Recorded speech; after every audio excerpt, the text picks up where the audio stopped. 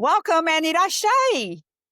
And bienvenue to Culturally Culturally Distressed. distressed. We tried almost at the same time. Oh, oh, okay. So, hi everyone. My name is Loic. I'm French American. Yes, the French accent is real, and I promise you'll get used to it. I am a gay millennial, and that makes me an expert in culturally distress. Aha. And my name is Miyoko, and I'm your co-host, and I'm a second generation Japanese American or Nisei. And I'm a straight baby boomer. And I've had culturally distressed moments all of my life. And that's how we became friends. We bonded over our shared love of cultural distress, I guess. Yeah, you could say that. So, if we dive into this, how would you define this, Miyoko? How would you define what culturally distressed means? By the way, am I saying it right? Culturally distressed? Yes. Nice. Yes. Okay. Sounds correct to me. Oh, am I allowed to correct you, by the way, as we go along? Oh my God. Yes. Yes. Like, don't worry. I know my accent sometimes can be a lot. It's cute, but it's a lot. So correct me if, yeah, Very, if very people don't understand me, please correct me. yes, but I think we're gonna have captions, so that should help. It does. But some people will just listen to us. Oh, I see. Yeah. Okay. Yeah, culturally distressed for me, um, basically, it's like who I am culturally, my identity, and how I fit into the culture that I'm in, their norms and behaviors and attitudes, and, how it affects me as in my culture. That's Love that. Yeah.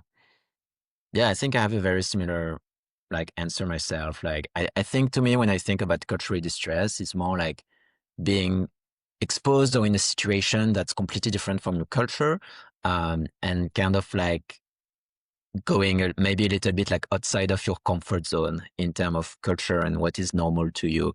And sometimes some distress can came out of the situation, but I feel like it's for the best, right? Because then you can actually grow, be exposed to different culture. And here, I think it's also important to talk about culture. To me, it's very like it can mean a lot of things, right? Because I mean, obviously, in my case, my culture is, I grew up in France and I live in France for a very long time. So I have a very strong French identity. I'm also a gay man. So I think there's also like culture around the gay absolutely. world, right? So, And um, I'm a woman. yes, That's a culture. generation is another. There's a lot of like intersectionality, Yeah, I yeah. think, on And this. Yeah. also yeah, and also I want to clarify that I don't consider distressed, the word itself, as being negative. Yeah. Um, like you said, everything is an experience and something to grow and learn from. Yeah. And, it's just, it's just a word that, helps you realize what's happening. So should we share why we picked this name and I especially why we picked distressed? I think that's a good lead in to how we met. I think so too. So Miyoko and I, if we roll back the tapes, we met in 2017, right? So 8 years ago. We were both cast in a short play in San Francisco. And the play is called Life's Short. Do you remember that? I remember that. Yeah. Yeah, Life. That was a lot of fun. It was like a short play competition. For those who, were in SF at that time, it all happened at like Piano Fight, which was an amazing place that we regret. Yeah, Sadly very closed. sad it closed. Yeah. Um, and then we met again 2 years after when I wrote my first play and I casted you in it. And we Actually, did the competition again. yes, but wait a minute. I think it was a screenplay. It was a Oh my screenplay, and God, yes. yes, It and then was, I said, Piano yes. Fight's having another competition. Why don't we do it as a play and see how it works? Right, I forgot about that. Yes, it was initially a short movie. And then, yes, thanks to you, I turned this into a short play. And then we did it at Piano Fight. Yeah, now I remember. We didn't win, but to this day, I think we were robbed because our play was really good. Yeah, we were the best. Obviously.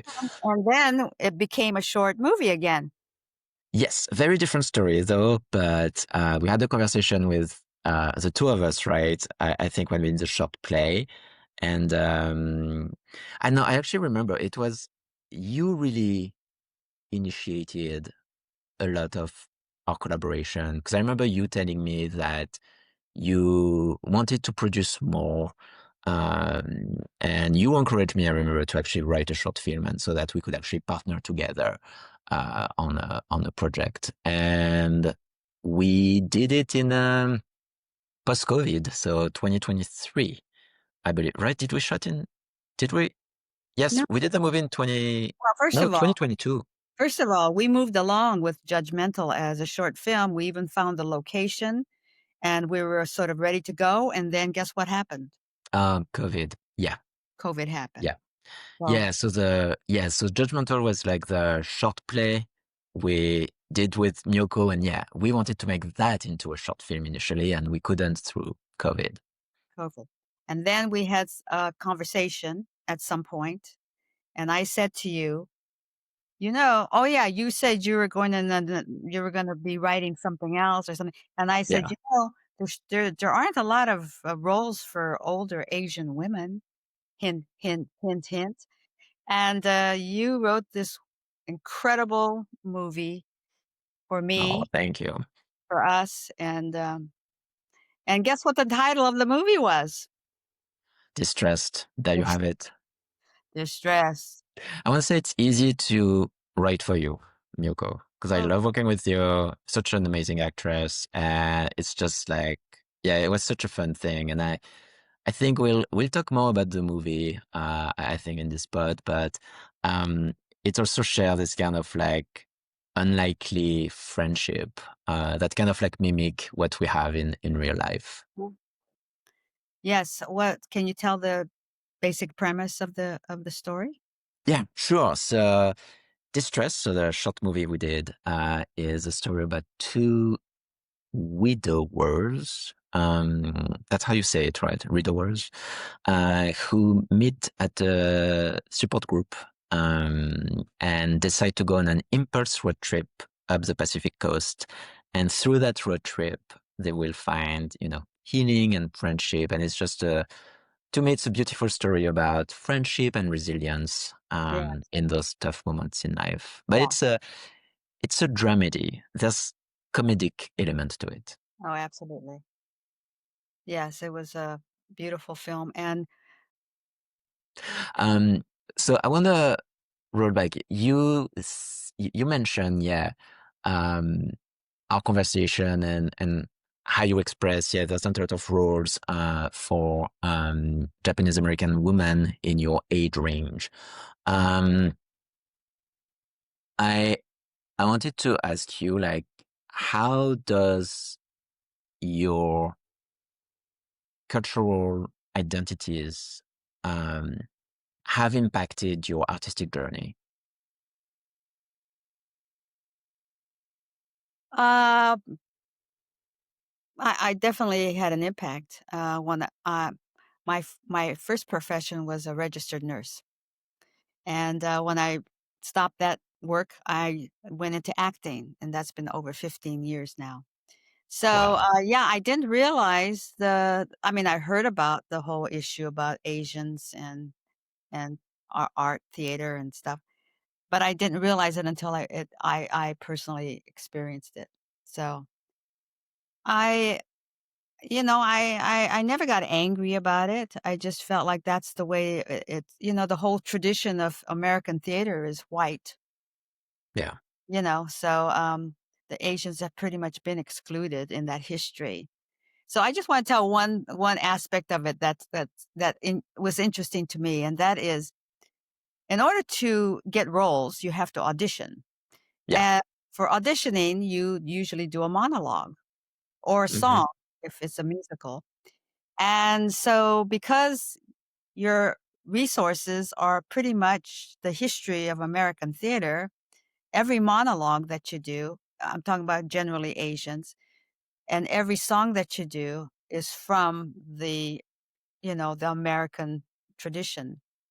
And it's interesting to me because, these roles and characters were written for white people, Mhm. and so now here you have an Asian doing this monologue, that comes from this tradition or classics, and that I always felt a little uncomfortable about that, and, I don't know, it just But seems do you think that the fact that you're the one doing those monologues, it actually brings a new color to them and brings something new, kind of like revisiting this old text, but with your own, like putting your own like perspective and feelings in that monologue? Yeah, yes, that's true, and I think a lot depends on the director and the Yeah, and the and the producer. If they have an, open mind, they don't see the color, and they just see the acting.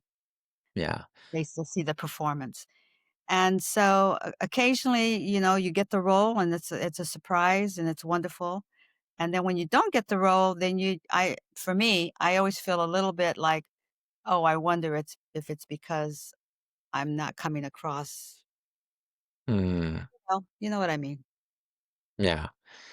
It's I mean it's I want to ask you, in your 15 years of doing this, have you seen any improvement in terms of opportunities for uh, Japanese American and more broadly like Asian artists? Yeah, of course, the representation has definitely gotten better. And I have to say, the streaming services, the streaming platforms have really given an opportunity for people of color and Asians in general. Oh, so just very currently, actually, as of now, there's a Broadway show, and it skips my mind, but there's this whole thing coming on now on why the male was not cast as an Asian because it's an Asian character, Oh, and I heard about that. it was Yes. cast with a white person. Yeah. So, yeah, so okay, so it still keeps coming up. Yeah, which is Still keeps co interesting that it keeps happening um, today, right? Because you would think that now there's more awareness. I think to me, what's really like um, surprising is like I feel like some characters sometimes you don't necessarily need to restrict to a Yeah. specific type, and I think sometimes people's origin is an important part of the story, but I feel like there's tons of character where actually like you could open the door to um, so many people and so many different expression in terms of identities. Um, so but I think, I'm always optimistic. Um, Oh, I yeah, do think this is, the too. direction we're moving. Because at the end of the day, like the essence of a character is really what matters the most. Yeah. So I wanna ask you, how is it Yeah. for you as a Frenchman? Yeah, I mean, for me, like obviously I'm Caucasian, but I have a very strong French accent, if you guys can tell. So that's obviously very limiting, right? Because I obviously have a whole array of characters I can't really go for. But what's really, really interesting to me is that when I first moved to the US, so I was first in San Francisco. That's where Miyoko and we met. Mhm. And now I live in LA.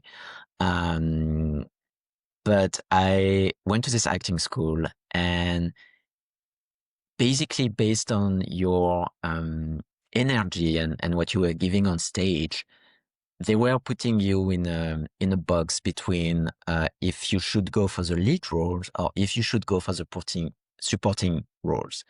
Um, and I get where they're coming from, but I was labeled as a lead actor. Except that you can't really, you know, work my accent in a lot of leading roles.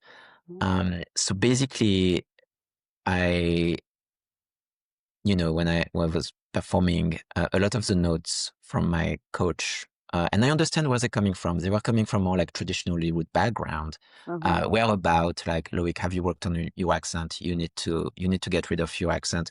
Loic, have you been to the gym? You need to become muscular because I have a, tiny and cute European frame. That's just like American lead men tend to be much more muscular. Okay. So there was this whole thing. Yeah. And for me, it was really interesting to go through that. And I've had funny stories where sometimes I've been sent to auditions by my agent back then for those kind of roles, which was interesting because, if you would see me with the competition. I had to do like a shirtless audition once, and it was just me. And I mean, don't get me wrong, I think I look amazing, but I'm not, as muscular as some men are, especially on this side of the planet. So it was kind of like ridiculous to have like me in the middle of those men. But I had a headshot and I get why they put me in this label of like leading man, because I had a headshot that was giving kind of that expectation, Yeah. I guess. But it made me, really question my identity and actually the type of art I wanted to make. Because at the end of the day, I realized that it's not necessarily what I wanted, and that I wanted to forge my own path. And I think that, to be honest, I want to put the work not to lose my accent. As long as people understand me, I think my accent is very charming. I want to put the work to improve my craft and my skills, and I really focus on comedy. Back then, I was still more thinking about drama type kind of thing. Comedy is really what brings me joy. That's where I want to keep shining, and I actually think that my accent is an asset. In that, and obviously, there's some roles I will never be able to do. I'll Yeah. never be like a American football coach in a high school, or Yeah. like a cowboy from Texas. And I'm at peace with that.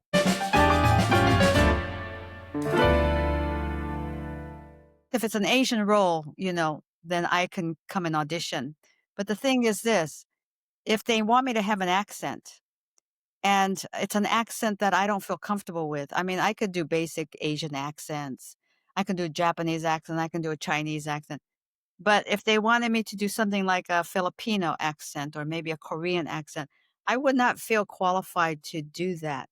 And Mm, for me, the last time this came up, the casting director wanted me to do the role, and I said, I feel uncomfortable because I don't feel like I represent that ethnic culture, and I feel like I would be offensive to try and mm. didn't sound authentic.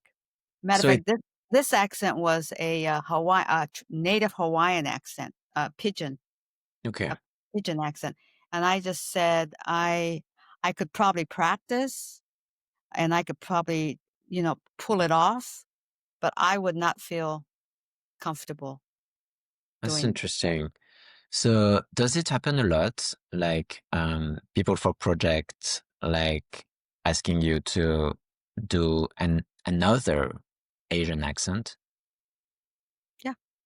Okay, interesting. Well, first of all, there aren't a lot of Japanese, uh, there's just not a lot of Japanese playwrights or screenwriters. So there's not a lot of Japanese stories with Yeah, Japanese characters.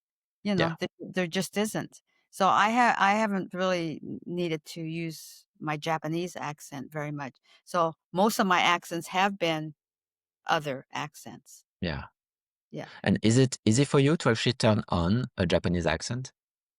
I think so, pretty easy. No, I'm not gonna do it now. Oh, I wasn't asking.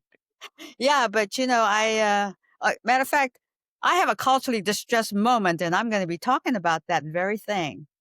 Ah, go for it. Well, let's move on to this segment of our podcast then. Oh, so we have a segment called Our Culturally Distressed Moment. Hmm. We'll start with you, Loic. Oh, I'm going first? Yeah, Okay. All right. and this is where we also get the chance to rant for anything we wanted. Yeah. I'm gonna preface this by saying that I'm obviously choosing to live in the US. There's a lot of things that I love in this country. That being said, it's okay to be critical and talk about things that we don't love in Yeah, this specific country. Preach. With that being said, my culturally, uh, my culturally distressed moment of the week is car dealerships in America. Oh my god. Why? Why? If I wanted to be treated badly and waste money, I would be in a relationship with a demon twink from Minnesota. And that's a story for another day. A But team. Yeah. I just don't understand it. It's like, it's a shopping experience. It should be fun, right? If you go buy new clothes, you're like, oh my God, I look cute in this. I'm going to buy it. I'm happy. The salesperson is happy. Everyone's happy. Yeah. Um, but for some reason, car dealership, and especially in America, I've had, I've been fooled twice. So now I'm actually blaming me. Uh-huh. Um, my first time buying a car in the US, it was me and my ex, and we're both French. We were clearly not prepared. I had no idea what like a Carfax or CarMax, that thing was. But we show up and I start looking at a car and it had a really nice color of like the seats. And this guy started telling us a story about how this older woman, she had like a very stylish woman, she had like very specific taste. And so she custom made those seats. And I'm like, oh my God, that's so cool. I'm going to buy a car from a cougar. And so I did. And so when we got home, I opened the glove box. And what did I find in that glove box? I found location, like a rental paperwork. It was basically an Avis car. It was like a car rental. And I learned about Carfax that night. And yes, it confirmed my thing. So thankfully, I found a loophole and I was able to return that car. But, and no, I made that promise. I made a promise to myself that day that I will never set foot in a car dealership again. And I bought my first car here online, which I was very happy with. But I switched it to EV this summer. And so I wanted to lease, not to buy. So I was like, okay, I guess I'll have to go to a car dealership again. I bought a car. And when we were doing the paperwork, they told me there was like a technical glitch happening with my trade-in, but that I shouldn't worry. I would get the amount we agreed on. They're just like instead of having some numbers in my sales contract for the trade-in value, there's some like NA thing. And I'm like, you know what? At this point, it's been 4 hours. Like, I don't have the attention span to pay attention. I'm going to save whatever you give me. And I'm a very trusting person. But then, of course, when I received the trade-in check, I basically didn't have 50% of what we agreed on. And now I've been ghosted. So they're not answering my emails, they're not Oh my god. answering my voicemails. So I, the latest development is that last week I reported them um, to DMV, to the consumer affair of that specific brand. But I would just say this: if you want to buy a Hyundai in the LA area, DM me so that you don't go to the place I've been. I love my car. The experience was just terrible, terrible, terrible. And I'm So just going to finish on this. Oh, sorry, go ahead. you said that it had a good reputation. Or Yeah, I checked online and like most reviews were positive. So, but I think like based on what I heard from my salesperson who answered a few of my texts, he told me that the general manager was fired, that the whole finance department left. But it's not my problem. Like I'm a customer. I should have customer treatment. right. But I will finish on this. Yeah. If a politician in this country was running on a platform only to fix car dealerships, I think they would win. And I think they would unite this country. Okay, That's my so take. you're making this a culturally distressed moment. So are you saying Yeah. to me that in France you would not have this kind of car dealership issues? Yeah, I'm pretty sure it's not as bad. It's not as bad, yeah. But I don't know, I just feel like I've been lied to blatantly to my face. And I'm honestly shocked that this can happen in a customer thing. And maybe, okay, I grew up in the countryside. I'm a little bit naive, I guess. Maybe that's just me. I'm trusting, but it's still crazy. But I would say this: when I was in acting school, I was working on a scene, and at some point, someone was insulting someone else and telling them, "Oh, you're just like a used car salesman." And I didn't get it. I didn't get it. I was like, "Why is this an insult?" Now you know. Now I know. Anyways, I hope you read The Small Prince. I mean, I will. But you know what? There's people out there who will go lease cars for you and negotiate for you. So I'm gonna do myself this promise again. I'm never setting foot in a car dealership again. I will ask people to do it for me. Okay, I'm gonna hold you to that promise. Now Yes, don't please. now and also please don't go to a timeshare. Um, All right. What? I sort of equate a timeshare salesman to a used car s Okay, okay. That's I'm very s learning. This is amazing. All right. Thanks for listening to my rant. I hope I get in trouble for this. I mean, We'll who else see. yeah, I guess we could it's free speech. Yeah, Yeah, hopefully that's so still my okay. culture What about you? Yeah. oh, are you done? Yes, I was gonna ask you, what is your cultural My distress moment of culture the distress week? moment. So, it's meeting a person from Japan. Ooh. So this is what happens. Because my name is Miyoko Sakatani, Mhm, it's mhm. almost an assumption when I meet someone from Japan that number 1, I can speak Japanese, and number 2, I'm from Japan. Yeah, And so when I meet someone from Japan, they automatically, especially because I have a very good bow, I have a very good Japanese bow. So I look very authentic. And so they automatically start rattling off to me in Japanese. I know basic stuff, but they start saying, "Oh, oh, and how are you, and where do you live?" and da, da, da, in Japanese. I'm assuming that's what they're saying, yeah. and it's like I get so embarrassed and uncomfortable and distressed Oh, because for me to say to them, "Oh, I don't understand," it's just embarrassing for me. And at that moment, when I'm saying, "Oh, I don't understand," so much stuff comes up for me. Number 1, I went to 12 years of Japanese language school every Saturday, and it's like, what do I have to show for it? You know? so, So were you so paying attention? Were you no, like a good I student? wasn't paying attention, and you know that saying, if you have to use it or you lose it?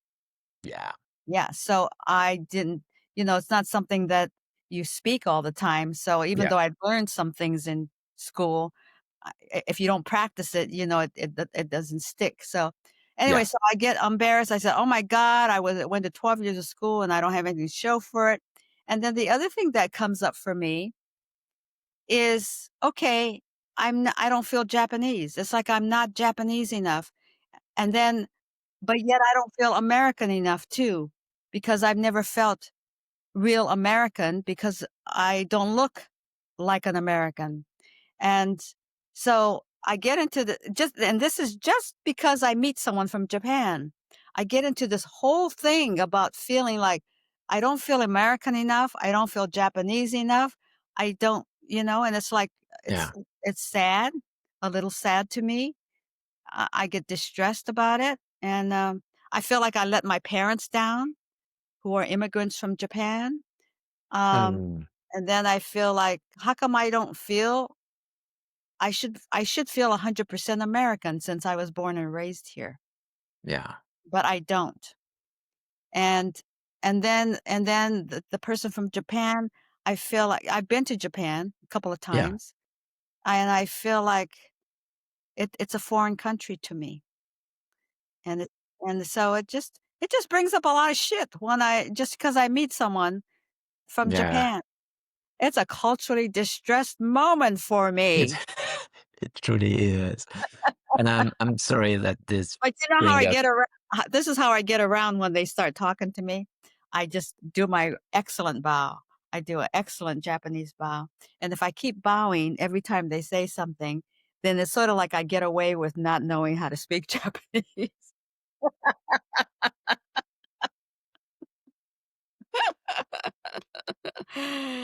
No, it's true. It really works. But It's a lot thank you for of fun. sharing, yeah, the Japanese bar. Okay, that's good to know. Yes, I'll give you some bowing lessons next time we see Okay. each other in person. Sounds like a plan. What And about I in think France? What is the I know you the France is the bise. Bise? oh, the bees, yeah, we kiss on the cheeks, On but the only someone you know, right? Like, Oh, you wouldn't do that to a stranger. no, you wouldn't do that to a stranger. I feel Okay, like no. But yeah, anyone you know, friends, family, yeah, we kiss on the on the cheeks. cheeks. I love that. Yeah, and we're still back at it even after COVID. How about hugging? Did they is Not hugging really. not really? No, hiking I feel like is very American.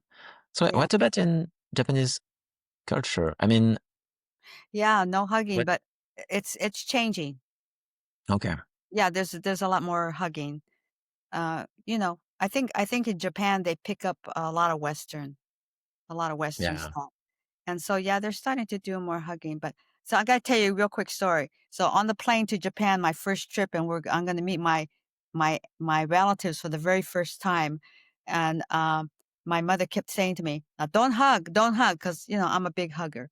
Don't hug, don't hug. I said, "I know, Mom, I know. I'm just gonna bow." And she says, "Okay."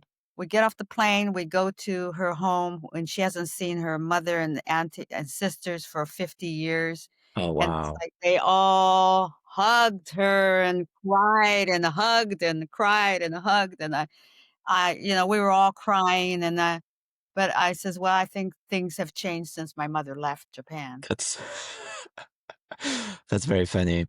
Yeah, I wonder if I'll ever be in that situation where like I will go back to France someday and see like a new tradition happening. I feel like, I can't keep up with like new French words. Like my nieces and nephews, they will use words sometimes, and I'm like, this is like new French. Yeah, because like language evolve, right, Or with new like generation and over time. French slangs or just brand new words? More like slangs, yeah, for the youth will use. Yeah, Um, yeah, yeah. so it's always fun to yeah see those change. Um, all right, so I think it's time to wrap it up. What do you think, Right. Miyoko? Yeah. Well, so thank you guys so much for listening and joining to our first podcast Yes. ever. We're obviously figuring things out. Thank you to our two listeners. That's going to be my man and Miyoko's man. Thank you all for joining us on our first podcast. And if you liked it, please make sure to follow us wherever you are listening to this podcast. And Miko and I were also on social media. And the Culturally Distressed Pod is also on social media, on Instagram and TikTok. So don't hesitate to give us a follow there as well. Yes, absolutely. We'd love to have you. And And we also would love any comments or questions, right? yeah, please, Yeah, feedback appreciated. Any ideas? and we might take your questions on our podcast. Yes, if you have like a culturally distressed moment that you want to share with us, or like a culturally distressed question, please don't hesitate to reach to us on social media. We also have like a Gmail address, culturallydistressedpod@gmail.com. Um, and yeah, I believe this is it. So just, have a wonderful rest of your day slash evening, depending on where you're listening to this. Remember to be kind to yourself and to other people, specifically culturally distressed people. People. Yes. Yeah. So, sayonara. Au revoir.